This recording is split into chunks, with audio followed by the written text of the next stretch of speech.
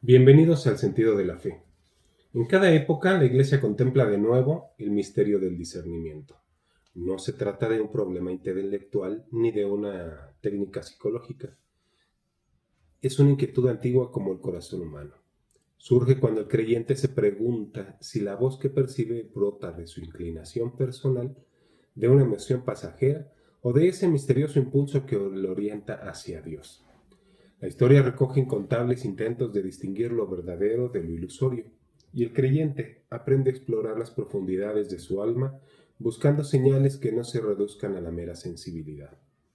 En esta búsqueda aparece silencioso y casi inadvertido un don que no se impone pero guía, la percepción íntima, comunitaria y eclesial que hace reconocer la forma del Evangelio antes incluso de comprenderla del todo.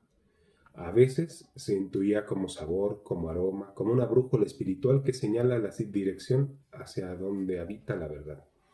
Y en esa atmósfera de misterio se inscribe la vida de Yared de Etiopía, cuya existencia, siglos antes de grandes desarrollos sistemáticos, encarnó esa capacidad de distinguir la voz de Dios entre el ruido de un mundo en transformación.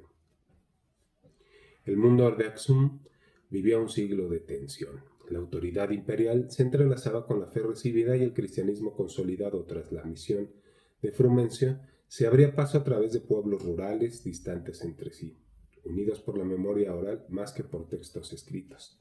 La liturgia, todavía en formación, buscaba resonar con la identidad miafisista que venía de la iglesia etíope frente a Bizancio.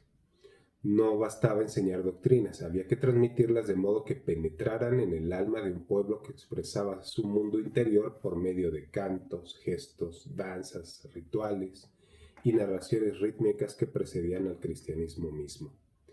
Esta fragilidad y esta riqueza pedían a gritos un puente. El pueblo necesitaba comprender la fe sin ser lectores. Necesitaba sentirla sin perder su raíz cultural. Necesitaba que la revelación cristiana no sonara a imposición extranjera, sino a una belleza que brota de su propia tierra. En ese mundo nació Yared. Las tradiciones hagiográficas lo presentan como un niño brillante pero impaciente, formado en la escuela eclesiástica y abrumado por una incapacidad persistente para memorizar los textos sagrados. La frustración lo llevó casi al abandono. Sin embargo, su aparente fracaso académico era, sin él saberlo, la primera purificación interior. La historia lo recuerda sentado bajo un árbol observando cómo una pequeña oruga insistía una y otra vez en subir por el tronco, cayendo, levantándose y volviendo a comenzar. Aquella escena minúscula quebró algo en él, pero no su dignidad ni su orgullo. Su corazón comprendió que el saber humano sin paciencia y sin humildad nunca podría abrirse a la sabiduría de Dios. Años más tarde ese recuerdo sería interpretado como el inicio de una lenta disposición interior, el comienzo de un modo de reconocer la verdad, no por la rapidez del entendimiento, sino por la perseverancia que moldea el alma al ritmo de la gracia. El templo de Ascum avanzaba bajo la sombra del poder imperial y la tentación constante de confundir la autoridad política con la verdad del Evangelio. En la corte se aclamaban victorias militares, caravanas y tratados internacionales, y al mismo tiempo se debatían tensiones doctrinales que amenazaban con asociar la fe a proyectos de dominio. El cristiano informado sabía que la iglesia podía perder su sabor si se dejaba seducir por la gloria temporal. Yared, aunque todavía joven, percibía esta tensión. Veía que algunos buscaban prestigio litúrgico y reconocimiento público, mientras otros se retiraban al desierto para perseverar en la pureza de la fe. Y él, aún sin comprender del todo su misión, sentía que la belleza podía convertirse en un instrumento de verdad o en instrumento de manipulación, dependiendo de su fuente. Ese presentimiento interior lo llevaría a desconfiar de cualquier obra que naciera del deseo de destacar. La música, entendida como arte capaz de conmover y persuadir, debía someterse a un criterio más alto que el gusto o la emoción.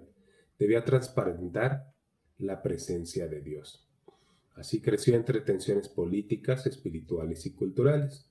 Su aprendizaje avanzó no por destellos brillantes, sino por una inmersión lenta en los ritmos cotidianos de la vida litúrgica. La tradición afirma que se retiraba frecuentemente a la soledad, no para huir del mundo, sino para limpiar el corazón del ruido. Su cuerpo se habituó al silencio, su respiración a la repetición de los salmos, su mente a un modo de escuchar que no buscaba novedad sino fidelidad. En esa disposición recibió el acontecimiento que marcó para siempre su vocación, un éxtasis en el que, según Glaret fue llevado a contemplar el canto de los seres celestiales. Lo que vio y escuchó no podía reducirse a una melodía humana. Apareció ante él la armonía como estructura de la creación, el ritmo como respiración del cosmos, el tono como símbolo del orden divino que sostiene al mundo. Desde entonces comprendió que la música no era un adorno litúrgico ni un entretenimiento espiritual, sino un medio de sanación para las comunidades heridas por guerras, enfermedades, pobreza y pérdidas. Al volver de aquella experiencia, Jared no quiso imponer su visión. Sabía que las percepciones extraordinarias pueden confundirse con ilusiones si no se interpretan dentro de la vida eclesial. Lo que había recibido, obviamente, no le pertenecía. Por eso buscó someterlo a la oración, al consejo de los mayores y al contraste con la fe transmitida por generaciones. Fue en este ejercicio silencioso, paciente, humilde, donde comenzó a ordenar aquello que había contemplado. Comprendió que la música debía servir para estabilizar el alma, para dar un cauce al dolor, para crear un espacio interior donde la persona pudiera reencontrarse con Dios. No pretendía innovar, pretendía traducir la armonía eterna en un lenguaje audible para su pueblo. Así surgió el germen del Sema, no como un proyecto estético, sino como el fruto de un discernimiento que reconocía en la belleza un camino hacia la verdad. Al enfrentarse a la tarea de poner en forma aquello que había recibido, Jared experimentó su primera lucha decisiva. Quería ser fiel a lo que había visto, pero al mismo tiempo temía caer en el orgullo de quien se cree dueño del carisma. La corte, siempre atenta a manifestaciones grandiosas, mostraba interés en su talento incipiente. Él lo percibía como una amenaza. La belleza podía atraer aplausos, los aplausos podrían ocultar la verdad. Por ello trabajó en silencio. Elaboró modos musicales que no pretendían competir con tradiciones externas, sino expresar con sobriedad y profundidad el alma etíope. Creó 3 modos fundamentales: Ge'ez, Esil y Ararai, no para exhibir complejidad, sino para reflejar sus 3 dimensiones del misterio espiritual: solemnidad, compasión y gozo contemplativo. Lo que ofrecía no era un espectáculo, sino un instrumento de educación teológica para un pueblo que no podía leer, pero sí podía recordar a través del ritmo. Su creatividad se desarrolló como servicio, no como autoafirmación personal, y esto se vio particularmente en la decisión de crear un sistema de notación que permitiera transmitir los cantos sin deformarlos. Para él la tradición no era un depósito muerto ni una propiedad del sabio, era un bien común que debía conservarse con exactitud. El seraye, esa notación que marcaba los gestos melódicos, nacía del deseo de proteger las futuras generaciones del olvido y de la improvisación arbitraria. Jared veía en la fidelidad una forma de caridad. Lo que se preserva correctamente puede seguir sanando. Pero no todo era claridad interior. A medida que los himnos comenzaban a difundirse, surgieron tensiones. Algunos consideraban que su música era demasiado intensa, demasiado nueva. Otros creían que debía adaptarse para atraer públicos variados. La corte imperial, fascinada por su talento, desea utilizar sus cantos en celebraciones políticas. Jared comprendía que este uso podía poner en riesgo el corazón de su propia misión. La música concebida para alabar a Dios no podía convertirse en instrumento de propaganda. Era allí donde la tentación constantiniana se volvía más fuerte. La fe podía perder su sentido si se convertía en adorno del poder. Aquí comenzó el combate visible, y ahora tuvo que confrontar en sí mismo la pregunta fundamental: ¿para qué compongo? ¿Para el rey, para el pueblo o para Dios? Su interior se veía dividido. Anhelaba servir al pueblo, especialmente a los vulnerables que encontraban consuelo en sus cantos, pero también sabía que la pureza del don dependía de no plegarse a intereses temporales. Buscó luz en la oración y en la memoria de su experiencia angélica, y aquella visión no le había sido dada para adornar ceremonias mundanas, sino para elevar las almas hacia el orden divino. Su vocación debía mantenerse en libertad. Así rechazó ciertas invitaciones, aceptó otras con condiciones estrictas y enseñó que la música sagrada debía conservar un carácter teológico y no político. Su postura provocó incomprensiones. Algunos lo acusaron de rigidez, otros de ingratitud hacia el imperio que le ofrecía protección, pero él intuía que el pueblo, especialmente los pobres, dependía de una liturgia que no se dejara corromper por agendas circunstanciales. En esa fidelidad fue que comenzó a consolidar su reputación no como artista, sino como maestro espiritual. La evolución interior que experimentaba no surgía de impulsos efímeros, sino de una serenidad creciente que lo conducía a interpretar su propia historia como una trama donde cada signo tenía un lugar preciso. A medida que esta comprensión se afianzaba, la aparente oposición entre creatividad musical y servicio pastoral se difuminaba hasta el punto de revelarse complementarias. Lo que antes podía parecer una elección entre caminos divergentes, ahora se mostraba como una convergencia de dos llamados que, lejos de competir, conformaban una sola misión orientada a reavivar la dignidad de quienes habían quedado relegados a márgenes ocultos de la vida social. La intuición se convertía poco a poco en certeza y la certeza en gratitud silenciosa que renovaba sus fuerzas para un servicio que aún no había desplegado toda su plenitud. No necesitaba anunciar conclusiones altisonantes porque su acción era elocuente por sí misma, y el testimonio que iba generando se convertía en invitación a quienes lo observaban desde la distancia. El contexto eclesial de su tiempo aportaba un matiz decisivo a su itinerario. Vivía en una etapa en la que la Iglesia, marcada por el impacto de transformaciones políticas y sociales significativas, buscaba afirmar su identidad sin perder su origen apostólico. La expansión de espacios litúrgicos, la consolidación de estructuras y la creciente presencia pública exigían que la expresión de la fe encontrara lenguajes capaces de unir comunidades heterogéneas. En aquel clima, la música trascendía el mero embellecimiento ritual. Se convertía en un recurso para custodiar la memoria, transmitir la doctrina e integrar culturas diversas bajo la misma confesión. Comprender esta dinámica histórica le permitió advertir que su vocación, y con ella su misión personal, no emergía en el vacío, sino que respondía a una necesidad real del cuerpo eclesial que intentaba armonizar pluralidad y fidelidad. Así, el despliegue de su creatividad musical tomaba forma a través de una profunda interiorización del misterio cristiano. No pretendía impresionar por la complejidad técnica de sus composiciones, sino moldear un lenguaje sonoro que volviera inteligible la obra de Dios, para aquellos que habían olvidado o nunca habían conocido la alegría de ser mirados con ternura. La cadencia de los cantos que creaba buscaba al mismo tiempo edificar la fe de quienes ya se encontraban integrados en una vida comunitaria y despertar una disposición nueva en los que solo se acercaban movidos por la curiosidad o por la nostalgia de un sentido que no sabían nombrar. Cada nota se transformaba en itinerario y cada frase melódica en pasaje teológico que, sin necesidad de explicitar conceptos, transmitía la certeza de que la gracia no opera en abstracciones, sino en encuentros concretos que restauran lo que parecía definitivamente fracturado. La transformación de comunidades vulnerables se dio de manera gradual, casi imperceptible al inicio.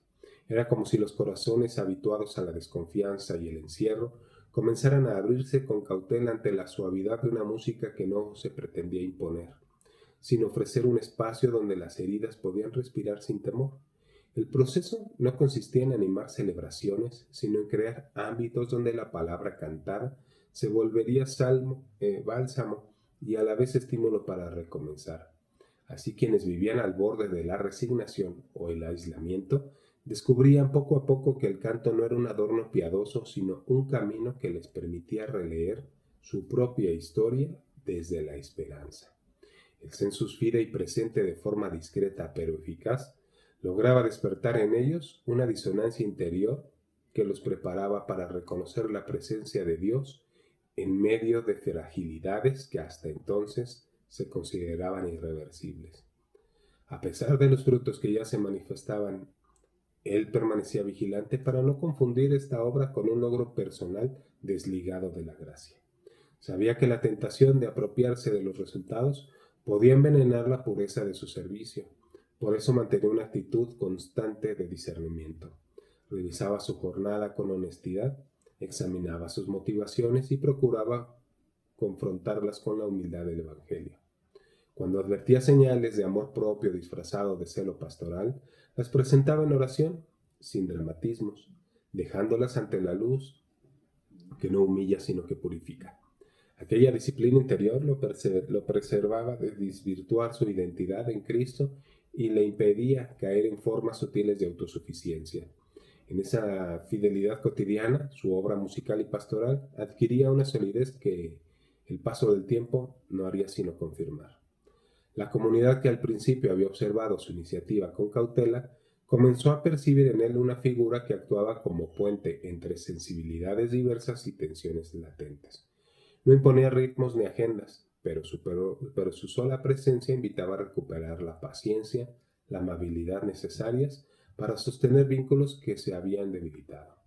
Había quienes, movidos por sus cantos, recobraban la confianza suficiente para participar en la vida litúrgica. Otros descubrían que su historia personal no era ajena a la historia mayor de la Iglesia, y lo que surgió como respuesta a necesidades concretas se convirtió en un movimiento que superó los cálculos iniciales. La música que él ofrecía, lejos de quedarse en un ámbito ceremonial, actuaba como un impulso de reconciliación capaz de sanar distancias familiares, rivalidades antiguas y desencuentros que parecían irreversibles. En este proceso emergió también la dimensión apologética, que sin transformarse nunca en polémica agresiva, ofrecía claridad doctrinal mediante la belleza. Su modo de componer y enseñar se sostenía en la convicción de que la verdad, cuando es expresada de manera armónica y transparente, no necesita artificios de confrontación para hacerse creíble. Bastaba poner al descubierto la coherencia interna del misterio cristiano a través de la experiencia estética para que quienes se habían mantenido alejados reconsideraran sus prejuicios. La música funcionaba como un umbral que permitía entrar en un diálogo sin exigir adhesiones inmediatas, y ese clima de libertad favorecía un retorno progresivo a la vida sacramental. Había en su trabajo una pedagogía implícita que enseñaba sin discursos extensos y orientaba sin presiones, confiando en que la gracia complementaría aquello que él solamente había podido iniciar. A lo largo del tiempo, la huella de su misión se hizo visible, no solo en la transformación de grupos específicos, sino en la generación de un estilo que otros comenzaron a imitar. No se trataba de reproducir melodías, sino de asumir la misma actitud, emplear la belleza como camino de sanación y como medio para integrar las búsquedas humanas dentro de la comunidad eclesial. Personas de distintos lugares lo buscaban para aprender, no solo técnicas musicales, sino la disposición interior que convertía cada composición en acto de caridad. Y él se dedicó a formar a quienes deseaban continuar esta tarea, transmitiéndoles la certeza de que la misión personal florece cuando se pone al servicio del bien común sin pretender ser protagonistas. Su madurez espiritual alcanzó un punto en el que podía mirar en retrospectiva y descubrir un hilo que unía los momentos de oscuridad, las incertidumbres iniciales y las luces que ahora iluminaban su camino. Comprendía que Dios no había anulado sus temores, sino que los había transformado en ocasión de crecimiento. La identidad en Cristo, lejos de diluir sus rasgos personales, los había orientado hacia una plenitud que él mismo no habría podido diseñar. Y esta comprensión le permitía vivir con serenidad un presente marcado por la entrega constante, sabiendo que cada esfuerzo, incluso los más discretos, contribuía a sostener la esperanza de aquellos que se encontraba cada día. Con el paso de los años su figura se volvió referencia de armonía interior y fidelidad creativa. No buscaba reconocimientos, pero la comunidad lo consideraba un ejemplo de cómo la fe puede encarnarse en formas que, sin alterar su esencia, se adaptan a las necesidades concretas de cada época.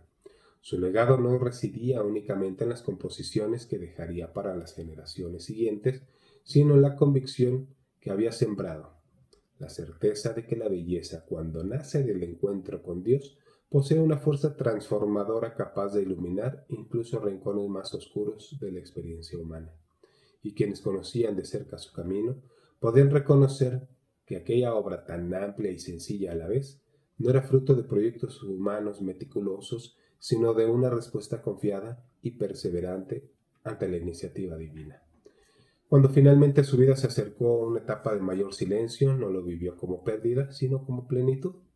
La madurez espiritual que había alcanzado le permite saborear la discreción con la misma profundidad con la que antaño había celebrado la expansión de su misión.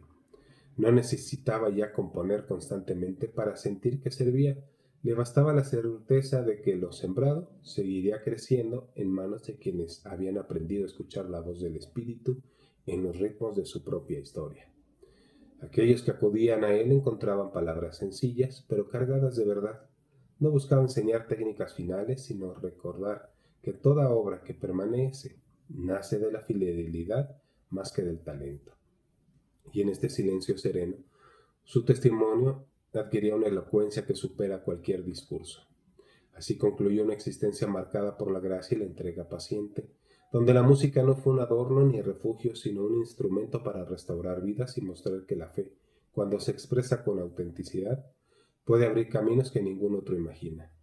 Su misión no se extinguió con él, quedó inscrita en la memoria de una iglesia que, aun cuando se encuentra en medio de cambios y desafíos, aprendió de su ejemplo que la belleza es un lenguaje capaz de unir, sanar y elevar el espíritu hacia aquel que convierte cada vocación en obra de misericordia y de verdad. Y así, San Yared, ejerciendo el sentido de la fe, pudo cantar con San Pablo: ya no soy yo quien vive, sino Cristo quien vive en mí. Por la gracia alcanzó la restauración de la imagen y semejanza con el Verbo, transformando desde el corazón de la Iglesia no solo su vida, sino también las realidades temporales en la historia de la humanidad.